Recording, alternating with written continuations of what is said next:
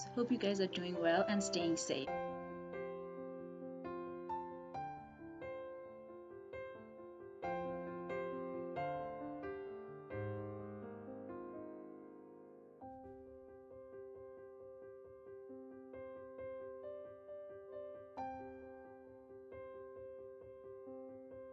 Yeah, and it was real.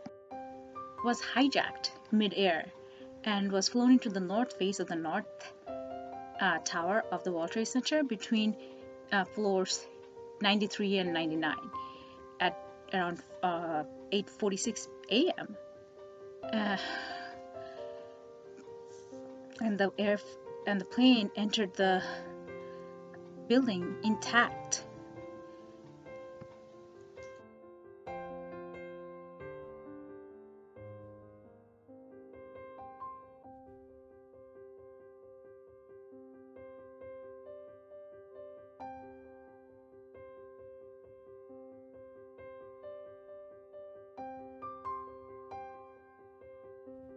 We were in class at around 9:03 a.m. United Airlines Flight 175, carrying 156 passengers and 9 crew members, crashed into the south tower of the World Trade Center, or the south face of the south tower of the World Trade Center. And they hit between 77 and 85th floor. Our lab instructor came in and gave us the news. And at that time, to be honest, we were all concerned. And he asked us to stay calm, and he promised that he would let us know more once he finds out. We went about doing our work, and while we were working in our lab, working on different experiments, to be honest, I just don't remember the experiment we were working at, but everything else. While we were in class, United Airlines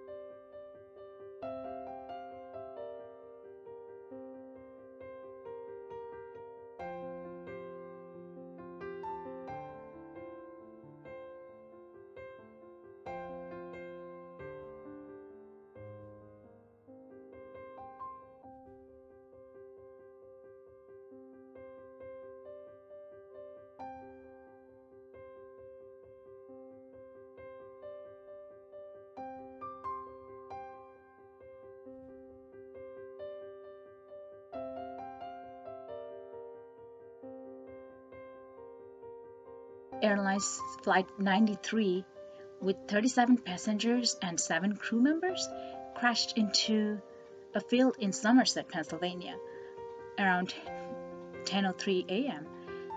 And the flight crashed during a time when the passengers, the heroic passengers of Flight 93 and the crew tried to regain control of the plane.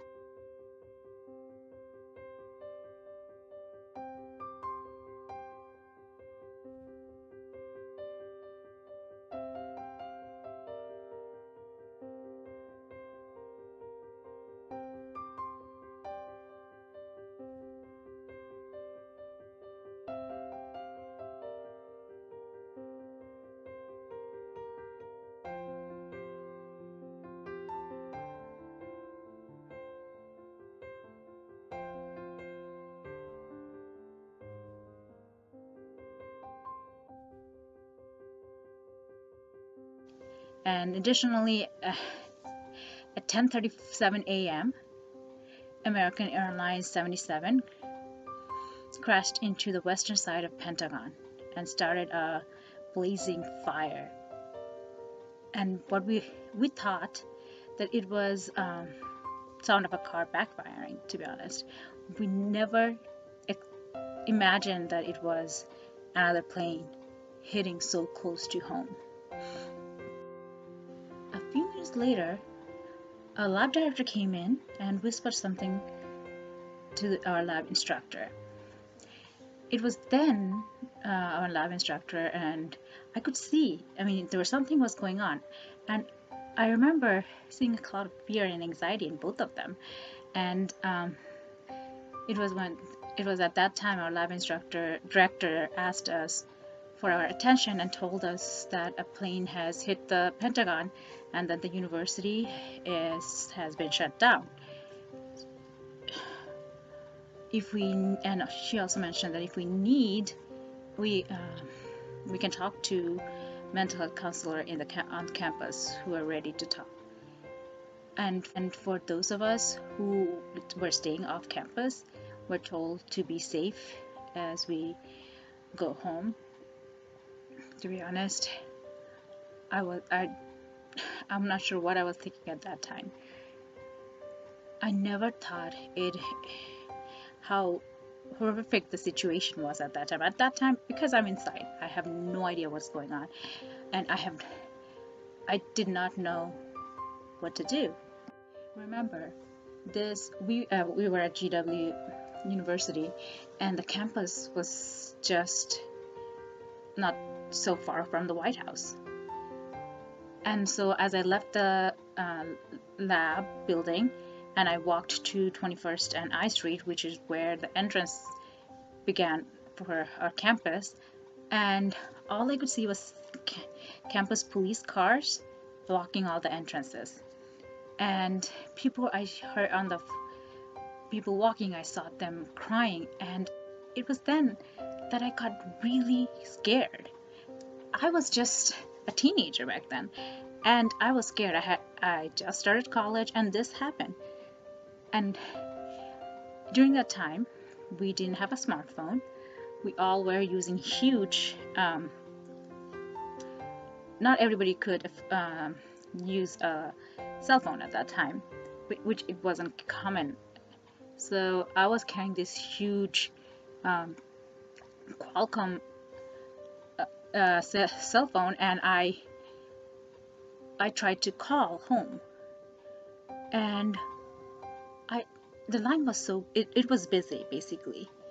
And as I walked out to Pennsylvania Avenue, 21st and Pennsylvania Avenue, which is just 6 blocks, I would say 5 blocks from the White House, I could see bumper to bumper cars and honking, all this honking, and stores closing, and stores were closing their door, and people were running. I was panicked, to be honest. At that time, I was damn right anxious. And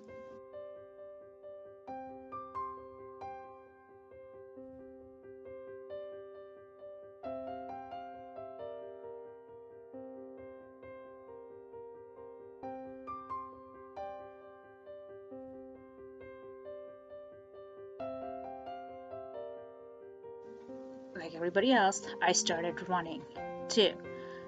I don't know why I was running, but I knew I had to go home. So and at the same time, I tried to see if I could get hold of a phone to call home. And while on my way to the bus stop, which was, I would say, 21st and Pennsylvania, I Street, 20th, 19th, about 5 blocks from where I was. On my way down, I saw one store open, and there was this cool,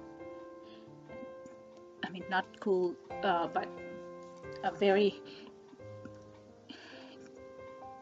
old gentleman who was calmly sitting there on the inside the store. So I went in. I was in a panic, and I asked him, "Sir, can I use your phone? Because I'm trying to use my cell phone. All the lines are busy, and I really need to call home." And he told me to come down, and he understand what I was going through, and take my time and use the landline to call home. I used his phone and I called home, and I could hear panic on the other end. My mom was panicked, and our grandfather was living with us at that time in a wheelchair, and I could hear him crying my name because he knew too I was so close to the White House, and at that time he had no idea what was going on. So another thing that's really scared me was while I was walking to the bus stop, I got out walking to the bus, but I looked up in the skies and I could see so many fighter planes, and that scared the heck out of me.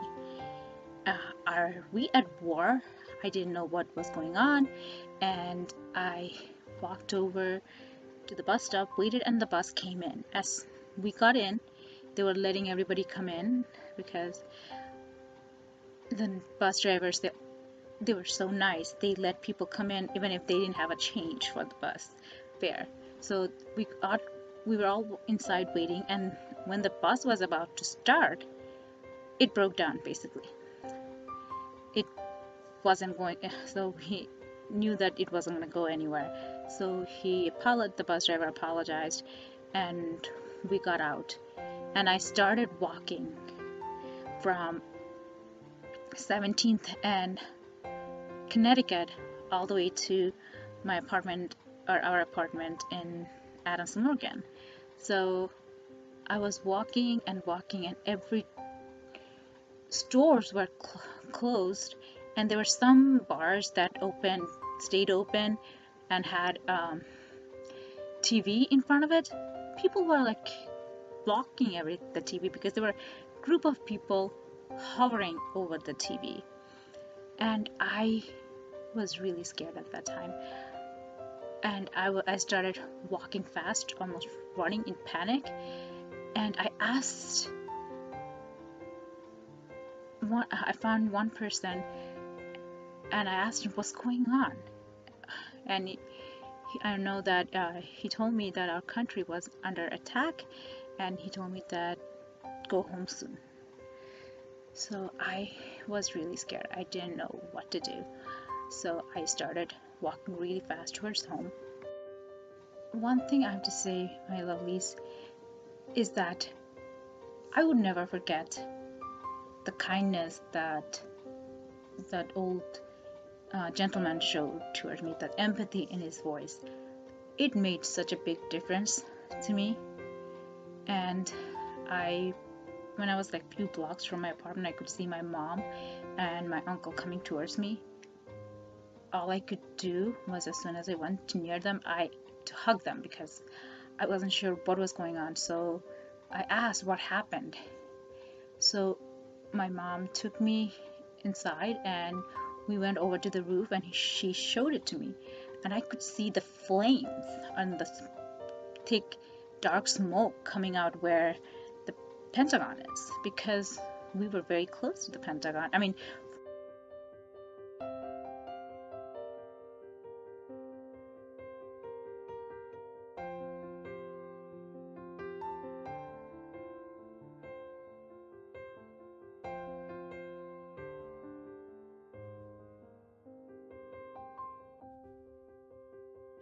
I would say from our apartment roof, we could see the Capitol, we could see the monument was really visible. So when I saw the smoke, I was scared, and I still remember as I went downstairs to the apartment, the first thing I saw, the TV was on, and the first thing I saw was I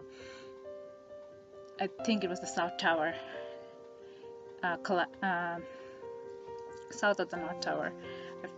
It just collapsed and fell off, and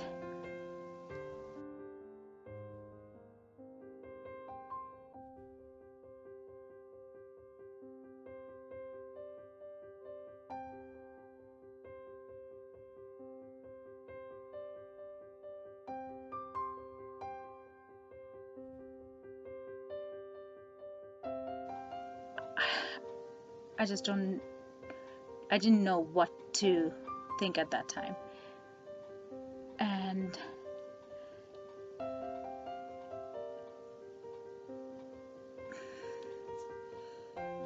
I remember when I went, it was actually the second tower, so it's the North Tower that collapsed, and I was so scared. My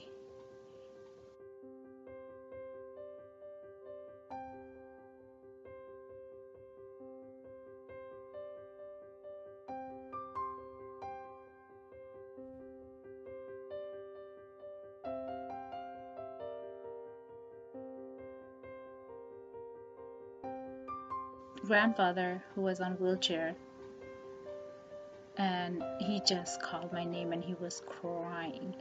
So I went him, hugged him, and he just cried. I told him, I reassured him, see, I'm here, I'm safe. And then when I asked my mom where my dad was, she told me that he was in Maryland and he was on his way. And I was really scared at that time, to be honest, and I never felt this scared. And I can tell you, that day is sketched inside my mind forever, because it has changed our lives. Before that day, I would be able to walk through NIH because I did my internship, summer internship twice. First in my summer of my junior year, and then the fall semester of my senior year. I worked at NIH, so I know that there wasn't any gate or any security. Of course, the security inside buildings, but I could walk from National Library of Medicine all the way to Suburban, where my grandfather was. I did that every day. So during the summer of 2000. And that 9/11 changed things forever for every one of us. Now it's not, NIH is all barricaded with metallic door, and then forget about seeing a cockpit of a flight unlocked. You would never see that happen now. And there's always a marshal in, at least for the domestic flights, there's always a marshal in there. So not only the 9/11 showed the worst of humanity, but it showed us the best of humanity.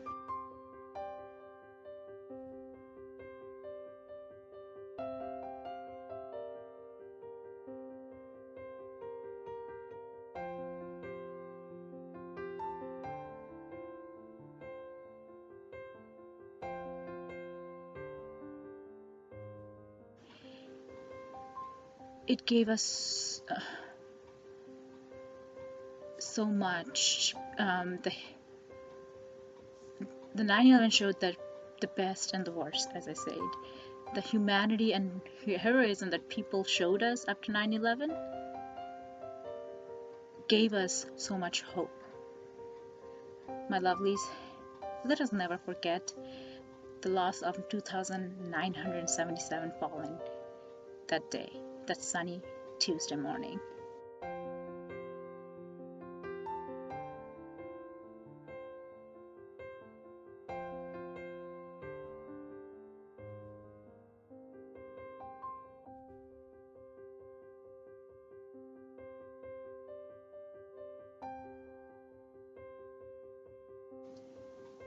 Let us also not forget, among those 2,900, those 49 heroes in Flight United in 93, who made the ultimate sacrifice for us. It's the bravery of the passengers and the crew members on board United 93 that was going from New York to San Francisco, prevented the death of so many. Later we found out that the plane was either going to hit Capitol Hill or the White House. So it saved, those heroes saved us. Those are everyday heroes who saved us.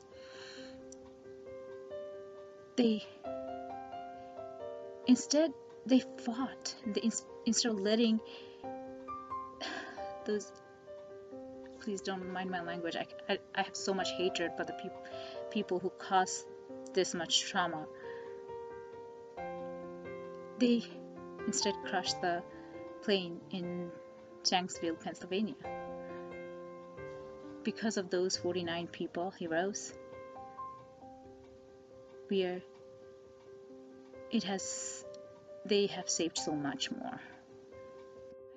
9/11 have taken lives of 2,977 Americans. while while we are remembering the people who died in 9/11, the passengers, the people in the buildings, along with the first responders, while we remember them, we are facing another crisis right now, which is COVID-19. Let us not forget that we almost 192,000 Americans died because of COVID. Let us again, one of the best things I've seen about this country in my lifetime is after 9/11, when the whole country came together. The patriotism in the country made me so proud. Let us all do the same now. Let us all come together, and we need all of us to come together and show humanity and compassion to defeat this invisible enemy, which doesn't look at this enemy does not choose between religion or socioeconomic background or your race.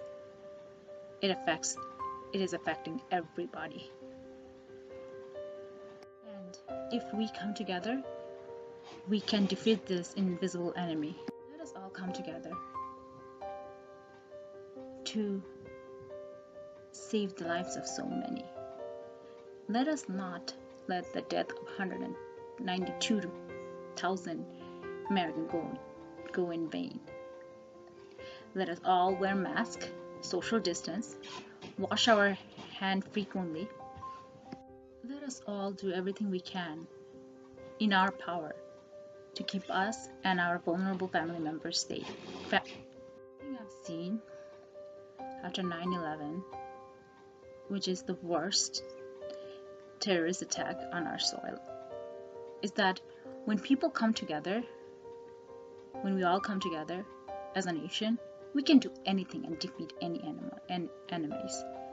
So let us defeat this enemy together, because studies have shown if we all wear masks and social distance, we can save, yes, we can save 90,000 deaths. We can save so many people. It's just not 90,000 people. It's 90,000 families, friends, anybody who that person have touched. Everybody's affected.